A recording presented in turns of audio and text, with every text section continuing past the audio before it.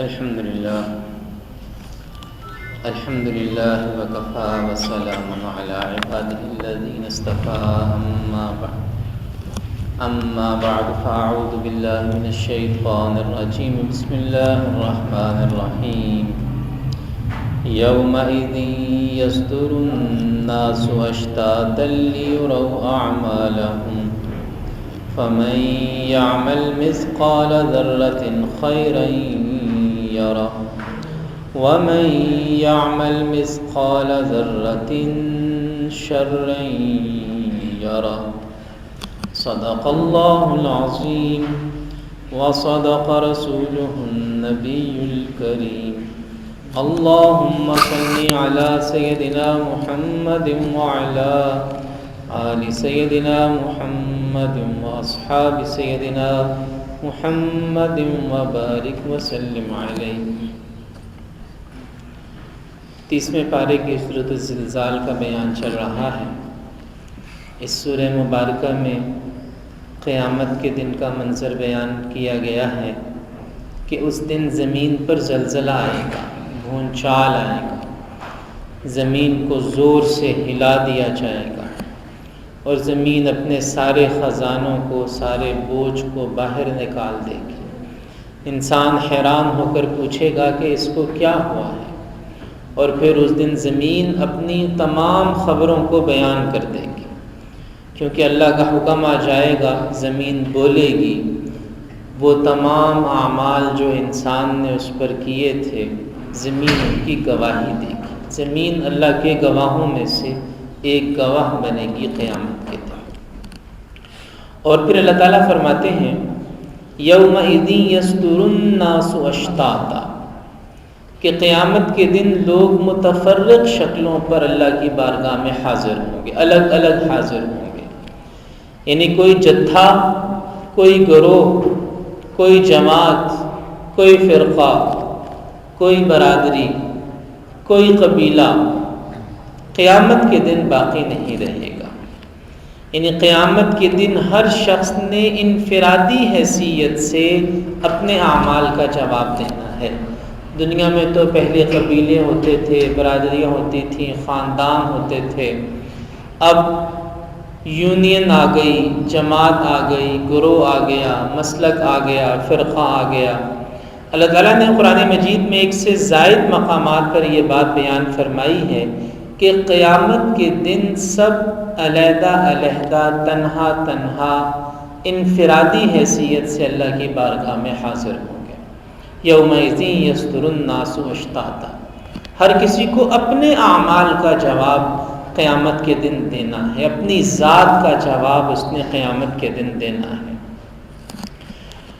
لیروا اعمالہم، اور قیامت کے دن ان لوگوں کو اس لیے جمع کیا جائے گا تاکہ ان کو ان کے اعمال دکھا دیے جائیں، نتیجے کا اعلان کر دیا جائے، تاکہ جو بدکار تھے، برے عمل کرنے والے، وہ رسوا ہوں، اور جو نیکوکار تھے، نیکی کرنے والے، وہ سرخرو ہوں۔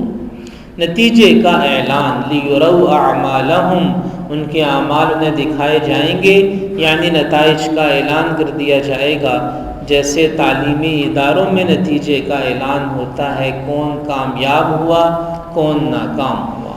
اور اس کی تفصیل اللہ تعالیٰ نے سورہ حاقہ میں بیان فرمائی کہ نامہ اعمال بعض کو دائیں ہاتھ میں ملے گا، وہ خوشی سے سب کو دکھائے گا، اور جس کو نامہ اعمال بائیں ہاتھ میں ملے گا وہ اپنا ہی سر پیٹے گا کہ کتنا بڑا نقصان اور کتنا بڑا گھاٹا ہو گیا میرے ساتھ، کاش کہ یہ دن نہ دیکھنا پڑتا۔ اور اس سورت کی آخری 2 آیات میں اللہ تعالیٰ فرماتے ہیں فَمَن يَعْمَلْ مِثْقَالَ ذَرَّةٍ خَيْرًا يَرَهُ وَمَن يَعْمَلْ مِثْقَالَ ذَرَّةٍ شَرًّا يَرَهُ، کہ جو ایک ذرے کے برابر بھی نیکی کرے گا وہ اس کو بھی دیکھے گا، اور جو ایک ذرے کے برابر بھی برائی کرے گا، گناہ کرے گا، وہ اس کو بھی دیکھے گا۔ ذرہ قدیم زبان کے مطابق ذرہ چھوٹی سی چھوٹی چیز کو کہتے ہیں، جو چیز بہت چھوٹی ہو، آنکھ سے مشکل سے دیکھ پائے اسے قدیم زبان کے مطابق ذرہ کہا جاتا ہے. جیسے ریت کا ذرہ، مٹی کا ذرہ. قدیم زبان میں سب سے چھوٹی چیز جسے آنکھ دیکھے وہ ذرہ ہے. لیکن جدید تحقیقات اور جدید سائنس نے یہ ثابت کیا ہے کہ بہت سی موجود چیزیں اتنی چھوٹی ہیں کہ انہیں آنکھ سے نہیں دیکھا جا سکتا. موجود ہیں لیکن اتنی چھوٹی ہیں کہ انہیں آنکھ سے نہیں دیکھا جا سکتا. انہیں دیکھنے کے لیے خوردبین اور اس جیسے دوسرے ذرائع انسان ان کا محتاج ہے. تو جو سب سے چھوٹی چیز ہوتی ہے جو آنکھ سے بھی نہیں دیکھی جا سکتی لیکن اس کا وجود ہے، اسے جدید زبان میں عربی میں ذرہ کہتے ہیں اور انگلش میں ایٹم کہتے ہیں. ایٹم اتنی چھوٹی چیز کہ جسے آنکھ بھی نہیں دیکھ سکتی وہ ذرہ ہے. تو قرآن مجید میں یہ فرمایا گیا کہ جس نے ایک ذرے کے برابر چھوٹی سی چھوٹی نیکی کی قیامت کے دن اس کو بھی دیکھے گا، اور ایک ذرے کے برابر چھوٹی سی چھوٹی برائی کی، گناہ کیا تو قیامت کے دن اس کو بھی دیکھے گا. اس کی کوئی نیکی، اس کا کوئی گناہ وہ اللہ سے چھپ نہیں سکتا. اللہ سے چھپ نہیں سکتا. اس لیے جب نیکی کریں تو اخلاص کے ساتھ کریں. اللہ تو جانتا ہے. ہمیں اپنی نیکیاں لوگوں کو دکھانے کی ضرورت نہیں ہے، اپنی نیکیاں لوگوں کو بتانے کی ضرورت نہیں ہے، یا ہمیں اپنی نیکیوں کا خود حساب کرنے کی بھی ضرورت نہیں ہے. بہت سے لوگ گنتے رہتے ہیں اتنے قرآن مجید ہو گئے، اتنی دفعہ کلمہ ہو گیا، اتنی دفعہ یہ عمل ہو گیا. اس حساب و کتاب کی اللہ کو ضرورت نہیں ہے. وہ تو ایک چھوٹی سی چھوٹی ذرے کے برابر جو نیکی انسان نے کی ہے وہ تو اس سے بھی واقف ہے. اور گناہ کرتے ہوئے بھی یہ خیال ہونا چاہیے کہ وہ اللہ تو جانتا ہے. اگر چھوٹے سے چھوٹا گناہ بھی کیا ہے تو اس سے بھی واقف ہے. تو بڑے گناہوں سے تو وہ واقف ہے ہی، چھوٹے گناہ بھی اس رب سے، رب العالمین سے چھپ نہیں سکتے.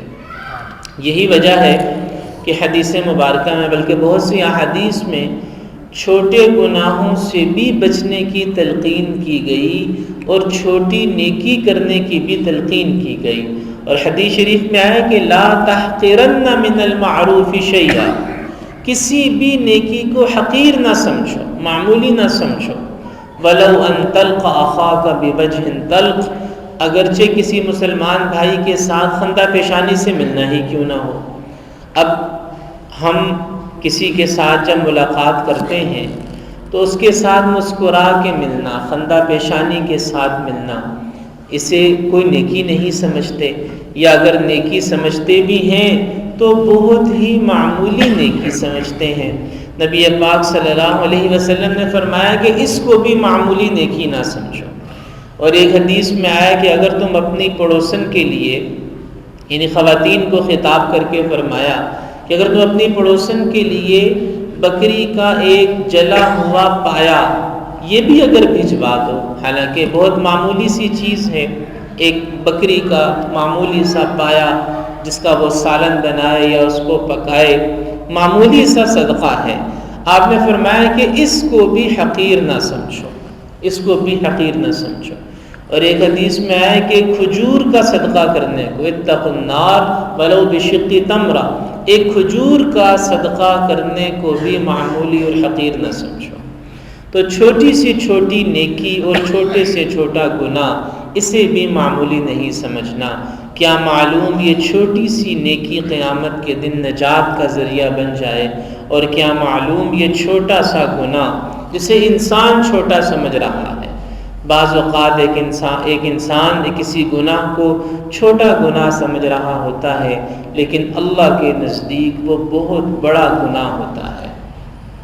تو اس لیے گناہ چھوٹا ہو یا بڑا ہو وہ نافرمانی ہے، وہ گناہ ہے اور اللہ کے عذاب کو دعوت دینے والی چیز. اور نیکی چھوٹی ہو یا بڑی ہو وہ نیکی ہے، اللہ کی فرما برداری ہے اور اللہ کی رحمت کا باعث بننے والی چیز ہے۔ اس لیے اللہ تعالیٰ نے سورہ زلزال میں صاف فرما دیا کہ ایک ذرے کے برابر نیکی قیامت کے دن پیش کی جائے گی، ایک ذرے کے برابر گناہ قیامت کے دن آشکارا کر دیا جائے گا۔